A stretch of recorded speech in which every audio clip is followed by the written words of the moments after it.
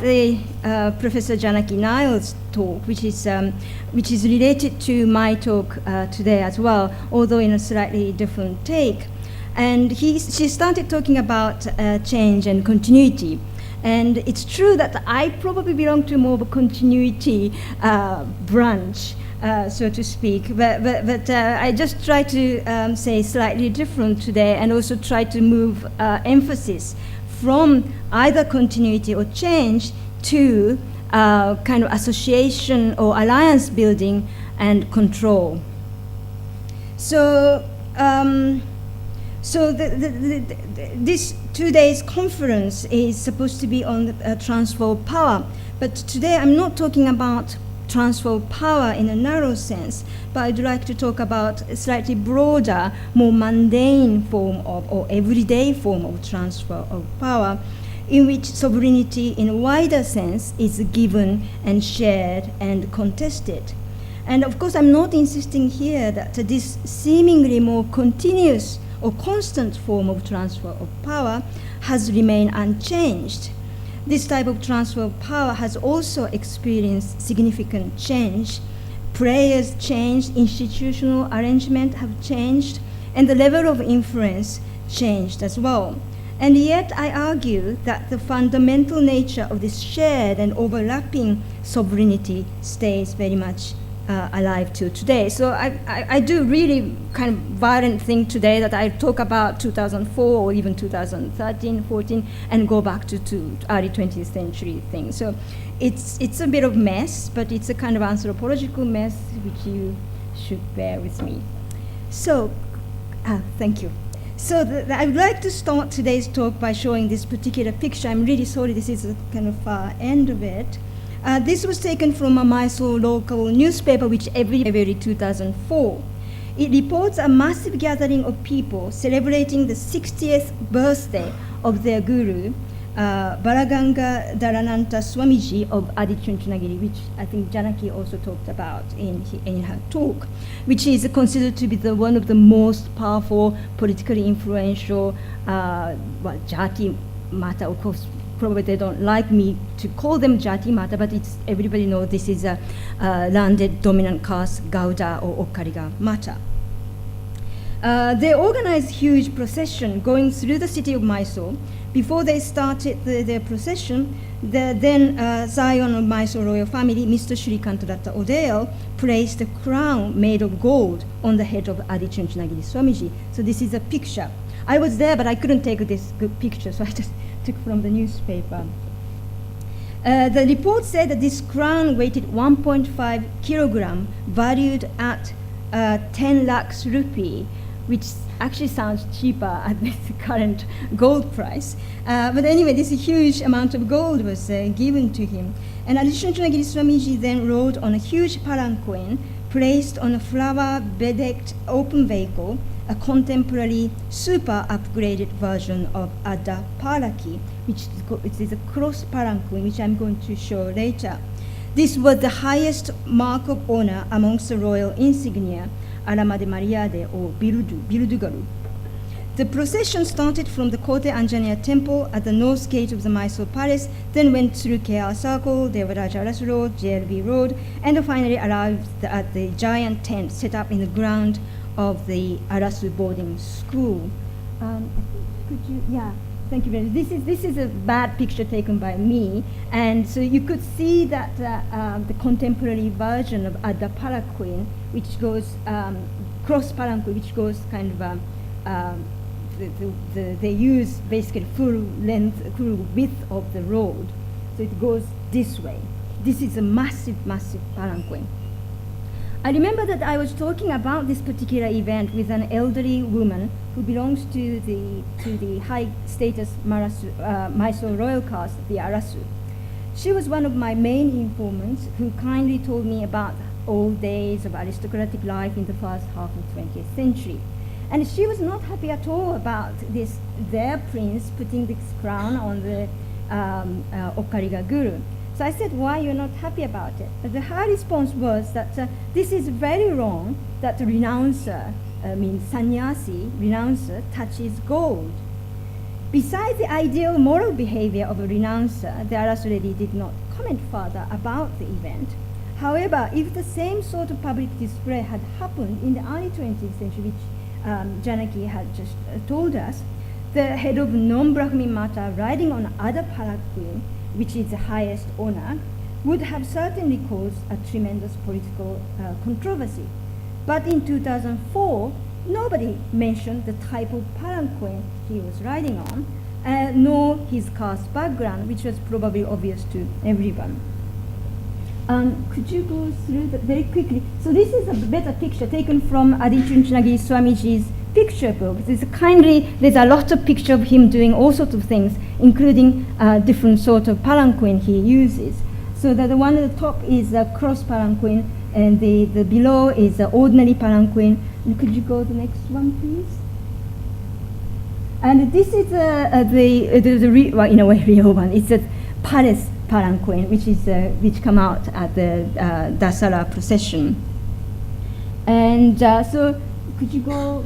Yeah. So what Janaki told about all sorts of symbols, you could see, for example, behind this Maharajas, this is a Darbal, Dasara Darbal, and behind it, all these retainers holding the symbol of insignias. And next one, please. So this is, I'm going to talk about later, second half of my talk, I talk about Manteswami Matas, and they also use this sort of royal insignias in rituals and procession and jatres. So, could you go? Yeah, next one, please. Yeah, the next one. Yeah, okay. So quickly, I think Janaki has already talked about this politics of honor. Many historians have argued that in the state formation of pre-modern India, the way in which local politics was played out was often spectacularly ceremonial and demonstrative. In this form of politics, symbols are not meaningless decorative features, but the stuff of politics itself.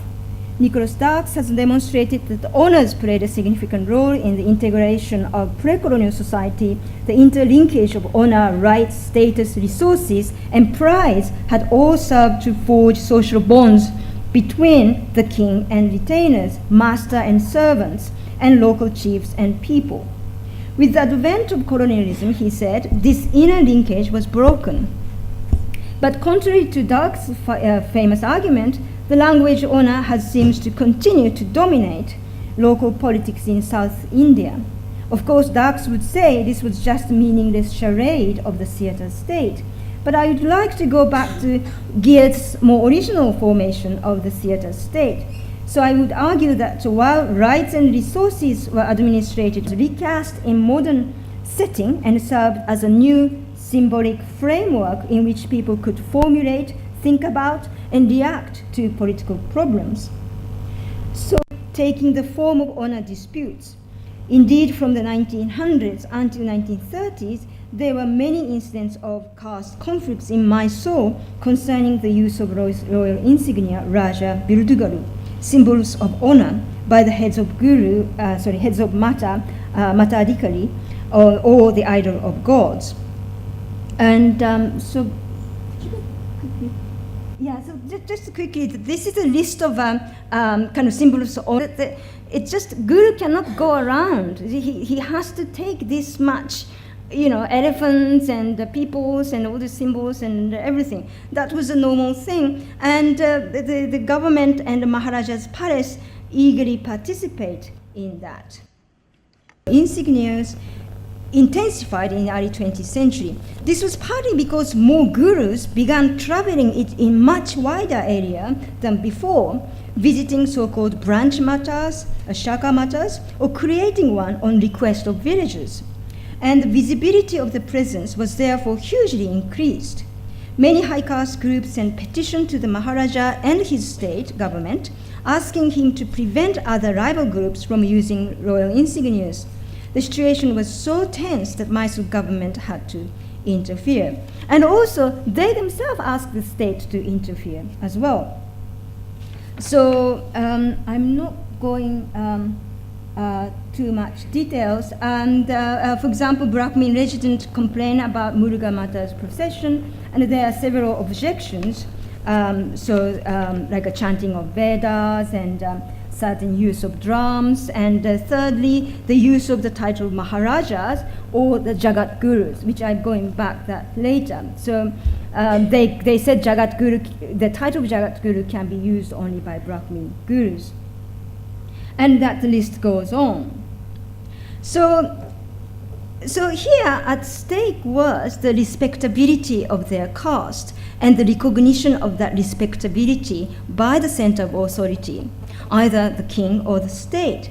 The confrontations amongst high caste and aspirant castes, in this case particularly Veerashaiva group and also other group like a Vishwakarma, were often quite tense. And we have seen in the above case of the two of Muruga Guru, the tension and the possible social unrest that resulted from it was serious enough and became quite violent, so that of course princely state had to interfere. So it's interesting that how much the king or the Maharaja himself was part of it it's an interesting discussion, and I think Janaki talked about maybe bureaucratization is quite important.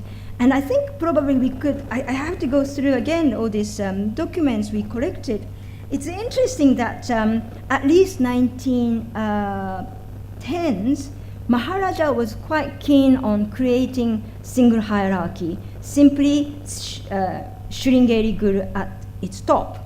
So he was quite firm that Muruga Mata and other supposed branch mata shouldn't be using for the other paraki and certain symbols, etc., etc.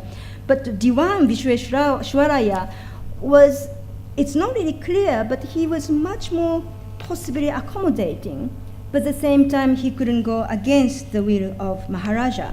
And probably later on, Maharaja himself changed his mind, as we all know that even Vishweshwaraya had to go because of the pressure from the local dominant caste. So for the state to have a fixed hierarchy of matters in who can use this much royal insignia, and of course the Sringeri at the top, for the state to have a fixed hierarchy of matters was thought to be useful to control troublesome gurus. In the 1932, they circulated amongst officers of Mujurai department the honor manual, in which they complied past correspondence regarding the insignias and other honors enjoyed by the head of matters in and outside of the state. It included detailed information about the history of matters and what kind of insignias were permitted or rejected in the past. So, but again, we do not know exactly that this, they call it long felt want of the manual, was helpful for the officers to settle the dispute. But it is clear that use of royal symbols remained a strong political tool in the state. Sorry, I just missed it. Yeah, that's the next one, please. And I should be probably talking about more about Guru and King, but I just show this picture. This is Jayachamaraja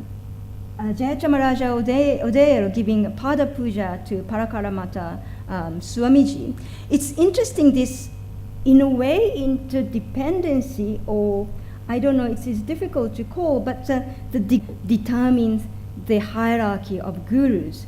So often Parakara Mata, which is Sri Vaishnava Matas, which is not necessarily wealthy or powerful, but they have this association with Mysore royal family, and they often claim that after this Pada Puja, the Maharaja actually drink the water.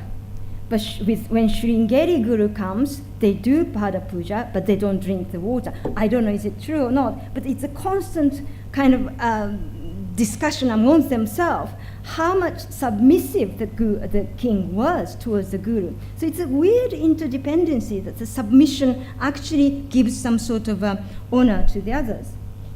So next one, please. So I'm just moved to completely different side of more of a kind of subaltern alliances I would like to talk today, is that royal caste, this Arasu, is a very Sanskritized community. Most of them are vegetarian, although they were heterogeneous in a sense that some of them are Jain, some of them are Shaiva, some of them are Sri Vaishnava, etc. But they all lead certain kind of Brahminical lifestyle. And they prefer to call themselves not just Kshatriya, but Brahma Kshatriya, shows their pride and the conviction in that lifestyle. Although they are highly Sanskritized aristocracy, they also keep strong connection with lower caste groups through matters. There are two lineages within the upper echelon of Arasu, so they are very close to actually Odeals. And there are two matters, Boppegowdala Mata and Marawali Matas, both are in Mandya district. And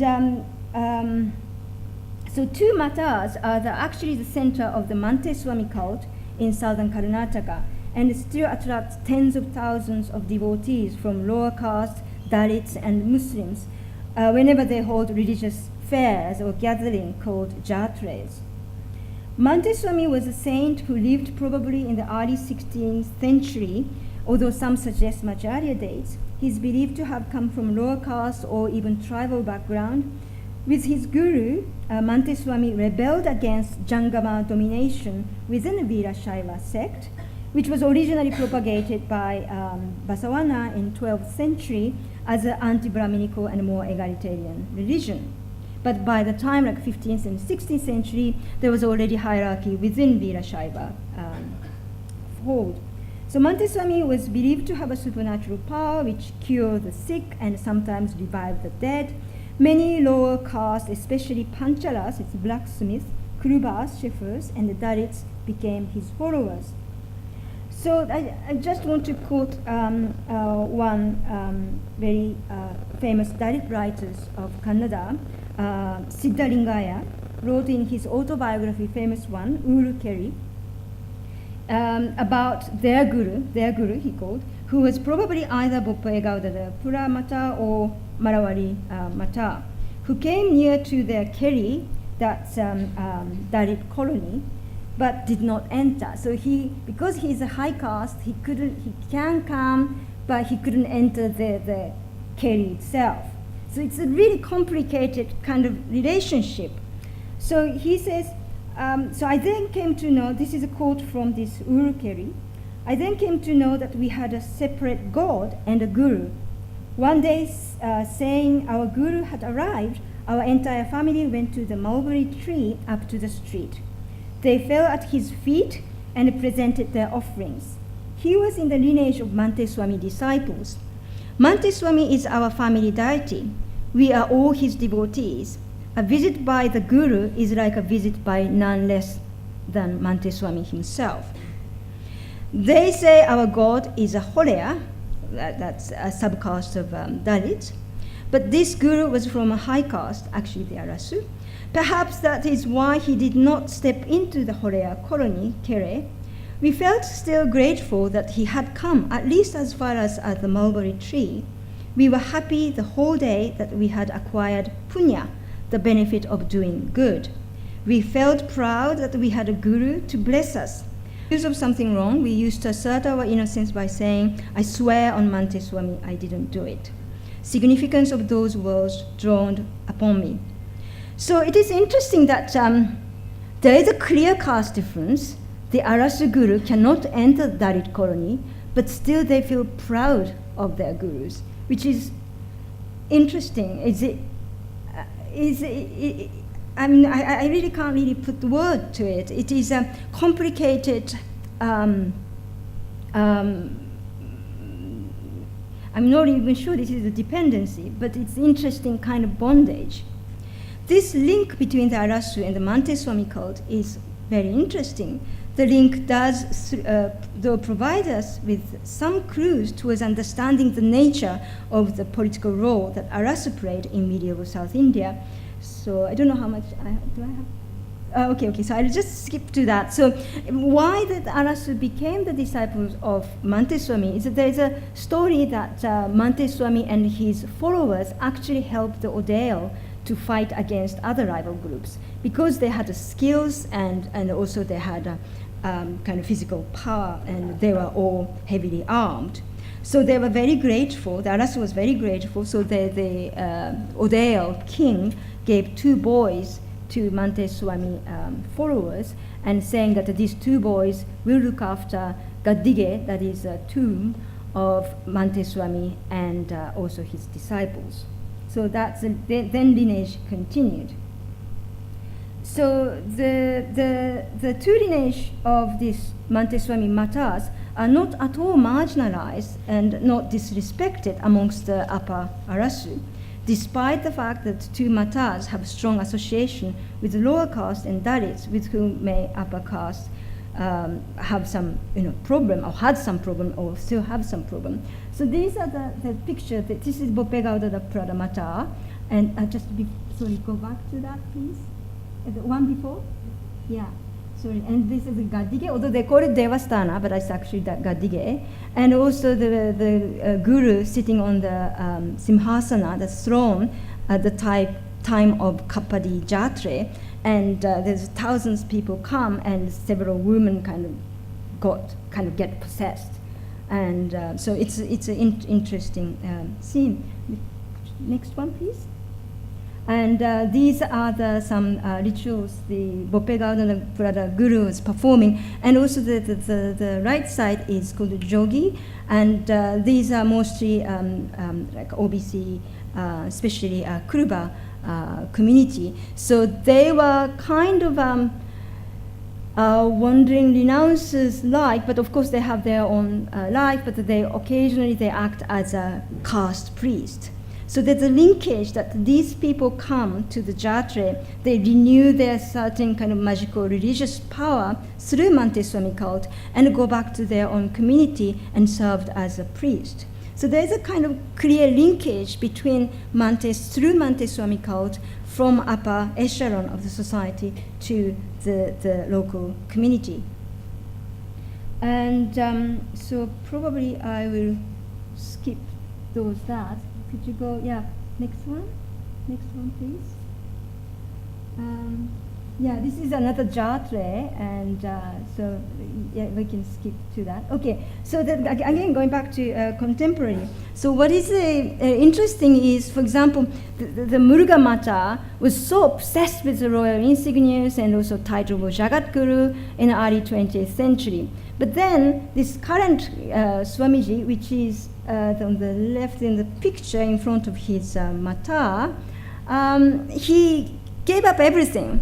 He stopped using the title of Jagat Guru. Now he calls himself just Sharana, means disciple of Basawana. And he gave up all these royal symbols, which is very interesting. At the same time, he is giving religious trainings and gave initiation to mostly OBC and Dalit youth, and gave some land and helped them to set up their own matters.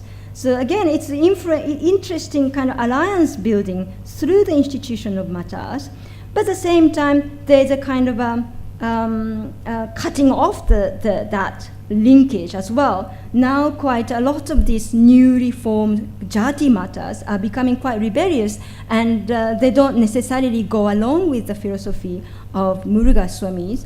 And for example, on the far right is he represents Madigas, this is another Dalit community. He's becoming more independent and also probably more of a Hindutva, Dalit stroke Hindutva voice in the state. So it is, and the next one, please. And it's also an interesting kind of generational change going on. At the beginning of my talk, I saw the picture of former Sission, Shrikanta Dattodeo gave a crown to the Adichunchunagiri Guru. Both of them passed away a few years ago. And now there is a new guru of Adichunchunagiri Mata, who is 47 years old, IIT Madras graduate. So again, it's a kind of like a new, almost face of quite different look. And there's another one, which is again, probably everybody knows here, that's a so-called coronation. This is of this new so-called Maharaja. I don't know whether I should call Maharaja or Prince or Zion of Odeya family king. So, is there any change, or is that a continuation, some sort of deja vu? It is quite interesting time we are now in. So sharing of sovereignty through the display of political religious symbols of honor seems to be a core value in the political culture of southern India. Here, power and authority was passed from the highest point, the king in the case of Mysore, to other power brokers, to borrow David Washbrook's word, who had a farmer grips among the local caste communities. In the early 20th century, this connectedness through honor distribution was used to control quarrelsome religious leaders, but it seems that before this strategy had any real effect in taming them, the caste politics of the state moved on. The power and influence of non-Brahmin Mata in the state has now grown so strong that the Muruga Guru, for example, can afford to discard all the symbols of honor and use this as an effective political act. But still, he has to do this. He has to do this performance of giving it up. And yet, neither the politics of honor nor the sharing of sovereignty have died out. The sharing of sovereignty is used not just to control subordinates, but also to forge new alliances. The unchanged commitment to the Mantesomi cult by the Rasu, and ever-expanding number of new Jati Matas, or I call OBC Matas, patronized by non-Brahmin gurus, demonstrate both alliance building and new form of control. So obviously, because this is a form of control, therefore some branch mothers want to leave. The transfer of power continued to be at the center of political culture of Mysore. Thank you very much.